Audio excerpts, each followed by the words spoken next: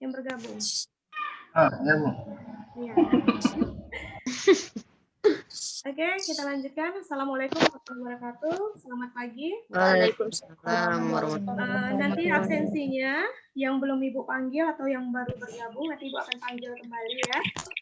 Nah, ini juga perubahan perhatian ke teman-temannya juga infokan. Nanti Ibu akan mungkin nanti akan Ibu buat rekapannya, ya setiap 3 kali pertemuan nanti Ibu lihat siapa-siapa yang nggak masuk. Jadi kita sepakat, karena ini mempengaruhi ke penilaian juga ya. Kan kita dari awal udah sepakat ya terkait absensi ya. Oke. Kemudian terakhir kemarin tentang struktur kepemimpinan ya, di mana kepemimpinan ini banyak jenisnya ya.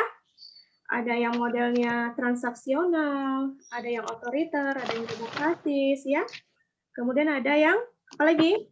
Udah belajar tentang kepemimpinan ya? Sudah belajar belum? Ada yang birokrasi, ada yang demokrasi ya. Kalau kepemimpinan pemerintah kita apa? Demokrasi, Bu. Demokrasi. Wajah Ibu belum kelihatan ya? Belum, Bu. Kalau gini kelihatan? Enggak, Bu. Enggak ada juga. Enggak, Bu. Jadi kelihatan PowerPoint-nya aja. Ini udah, Bu. Iya, oh, ini udah, Bu. Udah muncul, Bu, Ibu. Sudah muncul ya. Nanti kalau yang sulit bergabung, infokan ke Ibu ya, siapa yang sulit bergabung ya. Ya, Bu. Oke, kita lanjutkan. Apa, Bu? Kemarin terakhir tentang power structure, di mana itu terbagi atas ada monomorphic, kekuasaan yang sama dipegang oleh beberapa orang, atau orang yang sama memegang kewenangan atau kekuasaan tentang beberapa hal yang berbeda. Kekuasaan yang sama dipegang oleh beberapa orang. Jadi misalnya apa itu? Dia memiliki kekuasaan, ya. Dia memiliki kekuasaan atau kepemimpinan, atau dia memiliki tanggung jawab wewenang, ya. Dan ini dipegang oleh beberapa orang gitu. Jadi dia nggak bisa berdiri sendiri. Dia harus dibantu oleh beberapa orang. Kalau dalam perusahaan biasanya memegang jabatan manajer, HRD, manajer, HRD, ya Bu. Terus supervisor. Jadi bukan kalangan manajer ya. Biasanya itu di kalangan apa? Leader. Ya, supervisor atau leader. Oh, leader. Jadi itu mereka tuh nggak bisa sendiri, mereka tuh pasti banyak yang diperbantukan. Ya, misalnya bagian keuangan itu kan ada tuh supervisornya, staff-nya, atau bagian di pabriknya misalnya pabrik bagian mesin, bagian pengawasan untuk pembuatan. Misalnya ini kita di dalam perusahaan pembuatan bakery misalnya. Bakery ini kan banyak nih, ada di bidang roti, ada di bidang kue, ada di bidang star misalnya ya, seperti itu. Jadi itu nggak bisa dipegang sendiri, dan itu harus ada beberapa supervisor yang mengawasinya. Seperti itu ya. Kemudian ada polymorphic, kewenangan yang berbeda dipegang oleh orang yang berbeda. Nah itu misalnya apa? Misalnya apa ya? Herman? Ya, Bu. Herman wajahnya mana? Itu Ibu kelihatan main gitar.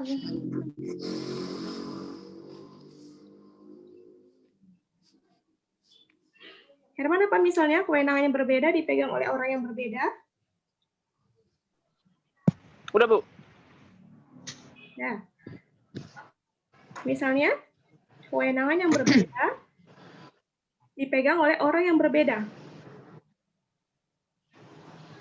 Apa itu misalnya? Kalau dalam perusahaan aja deh. Kan ini calon-calon kerja di perusahaan ya. Atau ada yang mau jadi PNS? Ada, Bu. Oh, ada. Mau cari titik aman ya PNS? Iya, Bu. Iya. Jadi kalau dalam sekarang bukan PNS namanya ya, sekarang namanya ASN. Kalau dalam ASN itu apa misalnya? Menjabat apa biasanya?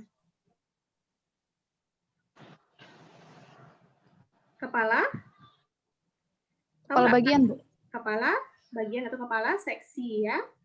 Seperti itu. Jadi kewenangannya itu kan mereka berbeda-beda, tetapi kepala seksi itu banyak. Kalau di ASN itu misalnya Kalau di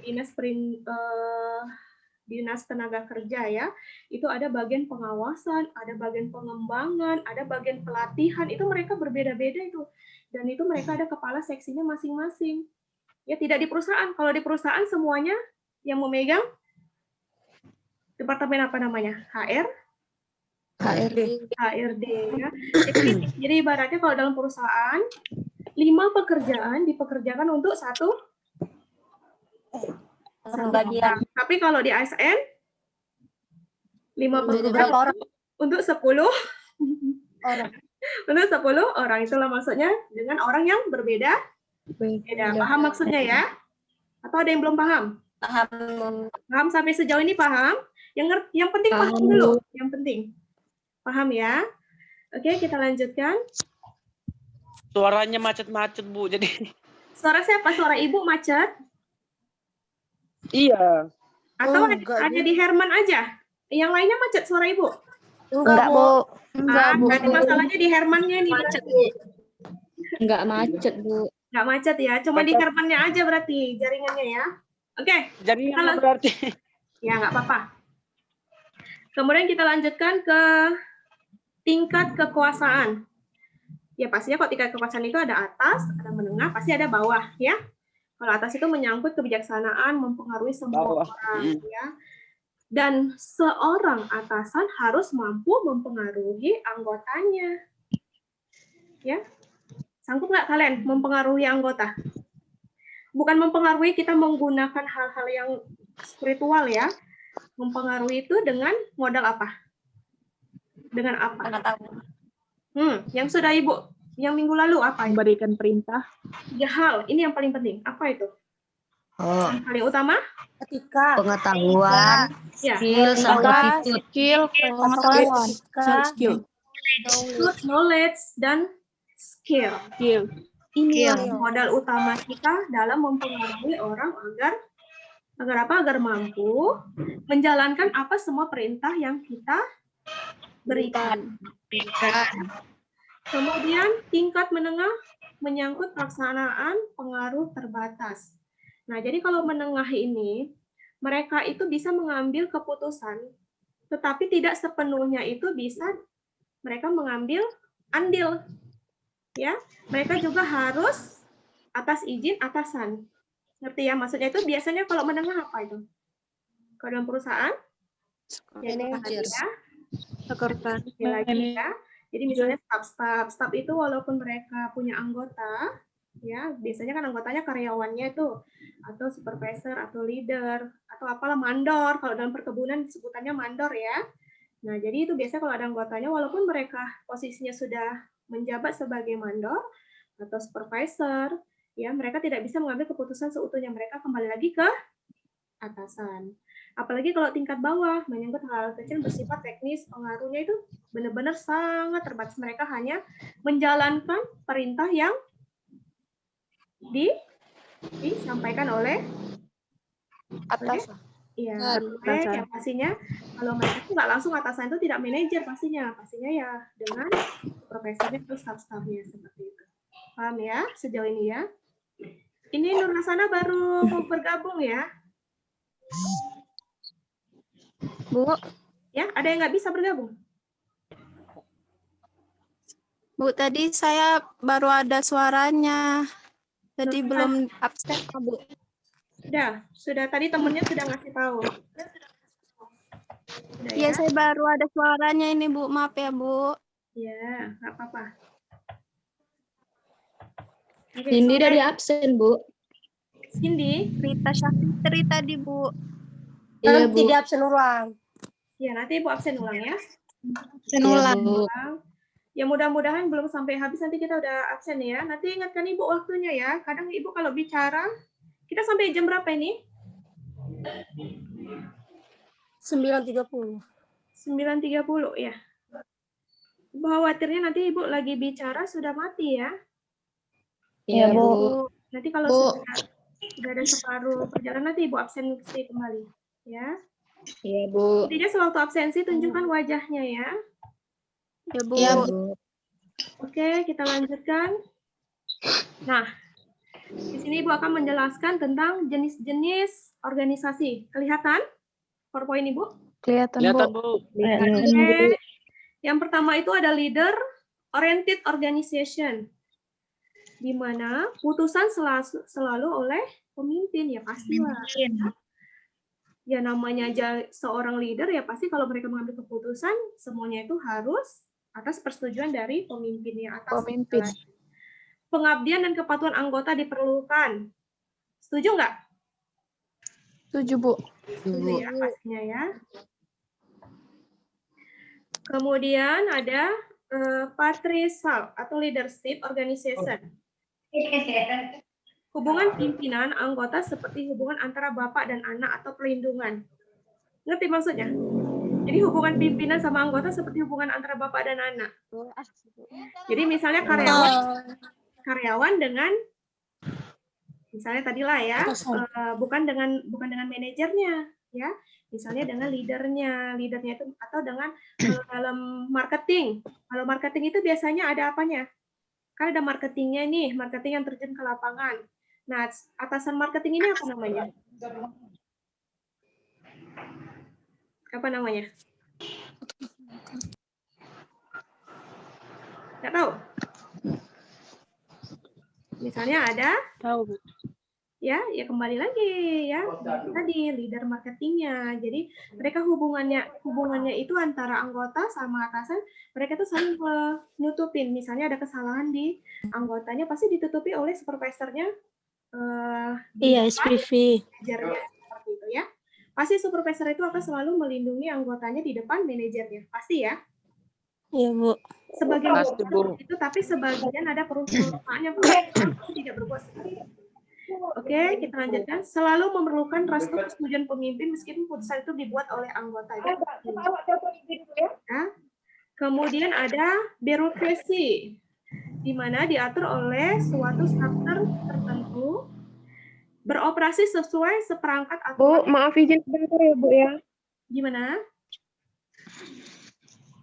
Bu. Ada yang mau ditanyakan? Tidak ada. Kita lanjutkan ya. Tanpa menghubungkan dengan pemimpin atau memegang kekuasaan tertentu. Ini maksud dari birokrasi. Jadi itu tadi mau keluar. Oke, kita lanjutkan. Ada namanya democratic organization, di mana anggota mempunyai hak bersuara. Ini biasanya untuk apa ini ya? Anggota mempunyai hak bersuara. Ini bentar lagi pilkada nih. Ya? Pendapat. Iya, memberikan pendapat atau menentukan siapa ini pemimpin dalam pemerintahannya. Misalnya ini lagi pilkada apa ini? Wali kota. Wali kota. Ya, ini calon-calon ASN ini. Ya, jadi ini lagi wali kota ya. Kita walaupun saat ini lagi pandemi, tapi kita menjalankan pilkada ya. Mudah-mudahan tidak semuanya terpengaruh ya. Khususnya di Sumatera Utara kita ini masih bisa lah ditoleransi untuk masalah pandemi ya. Kemudian keputusan diambil secara bersama ya pastinya ya. Pemimpin tunduk pada keputusan bersama. Ya, kita hanya memilih, kita ini kan ibaratnya anggota nih. Kita hanya memilih setelah itu ya terserah oleh para pejabat pemerintah. Kemudian pemimpin memberi arahan, tidak memberi perintah. Ya, hanya memberikan arahan aja tapi tidak memerintah kita seperti itu. Misalnya apa ini? Itu bolak-balik itu kalau di TV. Siapa jubir untuk corona? Bolak-balik memberitahu harus menggunakan masker, harus jaga jarak. Apalagi harus cuci tangan. Itu aja pakai masker. Lihat Bapak itu ya. Siapa nama Bapak itu? Ada yang kenal? Belum kenalan? Nanti kenalan ya. Oke, kita lanjutkan. Ini di sini tempat Ibu sudah memberitahu waktunya sebentar lagi mau habis. Bentar ya, Ibu sedikit absensi yang belum Ibu panggil. Diana Purnamasari. Diana Purnamasari nggak ada ya? Udah pasti nggak ada ya. Dian Ashari Sembiring. Ya, Bu. Ini Dian Ashari Sembiring perempuan ya? Iya, Bu. Ada, Bu. Ada, Bu. Saya ya, Bu. Oke, wajahnya nggak kelihatan ya? Iya, Bu. Lagi kerja, Bu. Oh ya. Rita Safitri Saya, Bu. sudah bergabung? Oke. Ira Febrianti. Nggak ada ya? Dia Anggraini Dewi. Ada ya? Dia Anggraini Dewi. Ada kayak tadi, Bu. Live deh. Dia Anggraini nggak ada ya? Ada atau mana dia? Udah keluar tadi. Sudah keluar? Iya, karena tadi di sini ketulis dia Anggraini Live. Gitu ya. Kenapa keluar kerja dia? Nggak tahu, Bu. Nggak kenal juga. Kadang ada yang keluar sendiri, Bu. Iya, tapi di kami ada pemberitahuannya, Bu, kok dia keluar. Yolanda Mirja. Nggak ada Yolanda. Saprudin Batubara ini nggak pernah masuk ini. Debbie Safitri Irawan. Nggak hadir ya. Debbie Safitri. Aponius. Aponius Bulo. Aponius nggak hadir ya. Akbar Maulana Foto. Makada Bayu.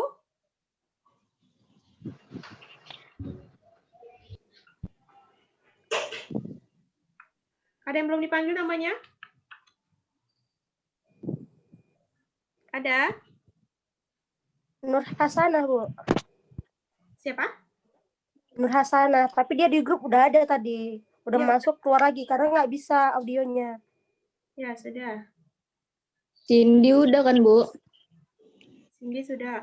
Ini Aponius Golo nggak pernah masuk ya? Aponius Golo belum masuk ya ini ya?